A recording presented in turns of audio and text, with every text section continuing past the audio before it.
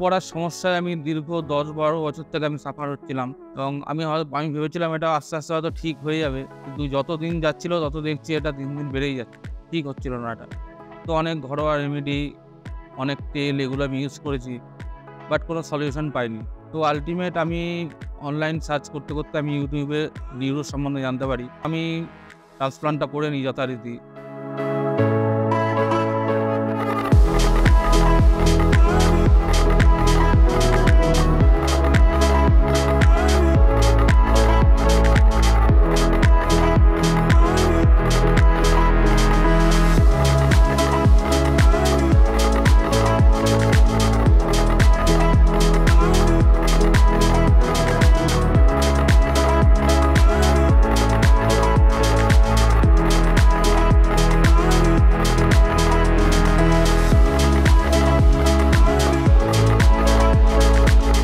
তো রেজাল্ট থেকে আমি যথেষ্ট স্যাটিসফাই।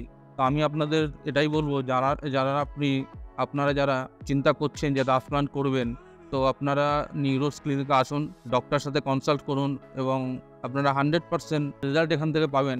আপনারা এখানে নিঃসন্দেহে এখান থেকে ট্রান্সপ্লান্ট করুন, এতটুকু আপনারা গ্যারান্টি পাবেন যে কোনো রকম প্রবলেম আপনাদের হবে না এবং রেজাল্টের দিক দিয়ে আপনারা 100% স্যাটিসফাই হবেন।